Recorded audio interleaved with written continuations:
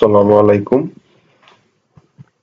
প্রতিদিনের ধারাবাহিকতায় আজকে আমরা ১৯তম লিখিত প্রস্তুতি সামাজিক বিজ্ঞান বিষয়কোড ৩২৯ থেকে রাষ্ট্রবিজ্ঞান ইউনিট ১ একটি প্রশ্ন আলোচনা করব। আজকের প্রশ্নটি হলো, সরকার কাকে বলে? রাষ্ট্র ও সরকারের মৌলিক পার্থক্য আলোচনা করব। আপনারা জানেন প্রতিটি পরীক্ষায় আপনাদের ১০ মার্ক করে বরাদ্দ আছে। প্রথম অংশটুকুতে ৩ মার্ক এবং বাকি অংশটুকুতে আপনার ৭ মার্ক। তো সংজ্ঞা আপনারা কিভাবে লিখবেন, কিভাবে উপস্থাপন করবেন সেই বিষয়গুলো আমরা আলোচনা করব। প্রথমে আপনারা ভূমিকা দিলেন, সরকারের সংজ্ঞা দিলেন। সরকার হলো একটি রাষ্ট্র সংস্থা বা প্রতিষ্ঠান যা একটি রাষ্ট্রের প্রশাসনিক কার্যক্রম পরিচালনা এবং জনগণের মধ্যে শৃঙ্খলা, ন্যায় ও সুবিচার প্রতিষ্ঠা করার জন্য দায়িত্ব পালন করে।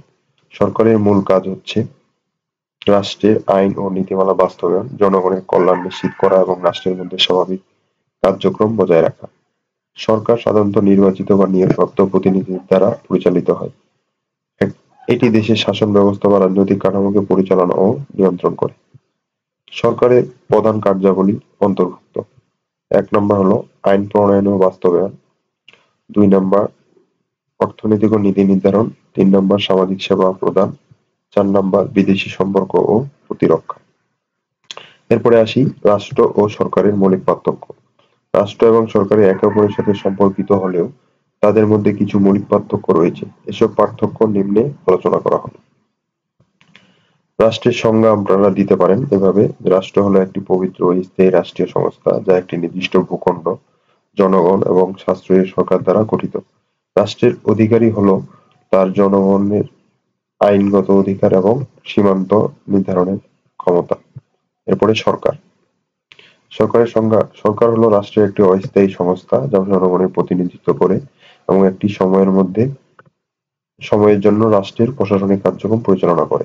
সরকারের শাসকগণ বা নেতারা নির্বাচিত বা নিয়োগপ্রাপ্ত হতে পারেন। এরপরে আছে স্থায়িত্ব। রাষ্ট্র এক স্থায়ী, এটি শুধুমাত্র জনগণ তার জনগণ, ভূখণ্ড ও রাজনৈতিক ক্ষমতা দ্বারা চিহ্নিত হয় এবং রাষ্ট্রে ক্ষমতার পরিবর্তন হলেও রাষ্ট্রটি অব্যাহত থাকে। এরপরে আছে সরকার। সরকার অস্থায়ী, সরকার নিয়মিত নির্বাচন বা অন্যান্য উপায়ে পরিবর্তিত হতে পারে, এটি জনগণের কর্তৃত্ব অনুসরণ করে। এরপরে সংগঠন। সংগঠনের মধ্যে দুইটি আবার, একটা হচ্ছে রাষ্ট্র, একটা হচ্ছে আপনার সরকার।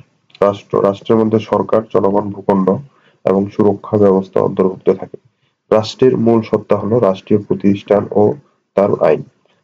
সরকার একটি প্রতিষ্ঠান যা রাষ্ট্রের মাধ্যমে কার্যক্রম পরিচালনা করে, যেমন আইন প্রণয়ন, আইন প্রয়োগ, আন্তর্জাতিক সম্পর্ক, জাতীয় নিরাপত্তা ইত্যাদি। তারপরে কাজ বা ভূমিকা। রাষ্ট্রের কাজ কি? রাষ্ট্রের প্রধান কাজ হলো তার অধীনে জনগণের মৌলিক অধিকার রক্ষা করা, সীমান্ত সুরক্ষা, সার্বভৌমত্ব বজায় রাখা। সরকারের কাজ কি? সরকারের কাজ হলো রাষ্ট্রের কার্যক্রম বাস্তবায়ন, নীতিমালা নির্ধারণ এবং আইন প্রণয়ন করা। এরপরে ক্ষমতা। রাষ্ট্রের ক্ষমতা স্থায়ী এবং অসীম। এটি জনগণের অধিকার এবং রাষ্ট্রীয় সিদ্ধান্তের প্রতি চূড়ান্ত কর্তৃত্ব ধারণ করে। এরপরে আছে আপনার সরকার। সরকারের ক্ষমতা সীমিত এবং এটি রাষ্ট্রের জন্য নির্দিষ্ট সময়ের জন্য কার্যকর থাকে। সরকার মানুষের ভোটের মাধ্যমে এবং সরকার এর অন্যান্য নির্বাচিত কর্মকর্তা দ্বারা নিয়ন্ত্রিত হয়। প্রকৃতি। রাষ্ট্রের প্রকৃতি কেমন? রাষ্ট্রের প্রাকৃতিক ও বৈধ অধিকার রয়েছে। এটি সাধারণত আইনগতভাবে প্রতিষ্ঠিত হয়। এটি একটি রাজনৈতিক ও আইনগত প্রতিষ্ঠানের মতো কাজ করে। এরপর আছে সরকার। সরকার রাষ্ট্রের ক্ষমতার অস্থায়ী প্রয়োগকারী সংস্থা যা জনগণের জন্য কর্মপরিকল্পনা বাস্তবায়ন করে এবং দেশের দৈনন্দিন কাজ পরিচালনা করে। এরপরে আছে আপনার উপসরকার।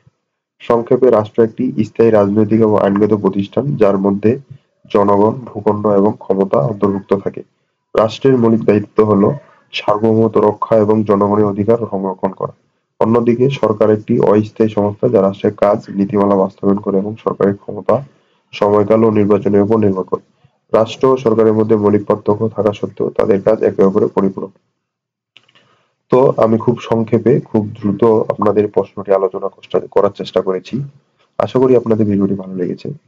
আমরা প্রতিনিয়ত এইভাবে করে আমাদের হ্যান্ডনোট থেকে তৈরি যে সাজেশন গুলো, এইভাবে আমরা প্রশ্ন উত্তরগুলো আমরা আপলোড করতে থাকবো। আপনারা এগুলো দেখতে থাকেন।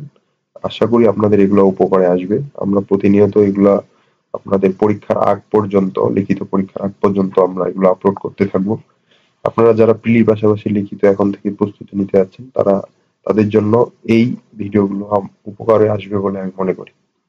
ভিডিওটি যদি আপনাদের ভালো লেগে থাকে তাহলে চ্যানেলটি সাবস্ক্রাইব করুন। কোনো কিছু জানানোর বা মতামত থাকলে কমেন্টে লিখে যান। সবাই ভালো থাকবেন। ধন্যবাদ।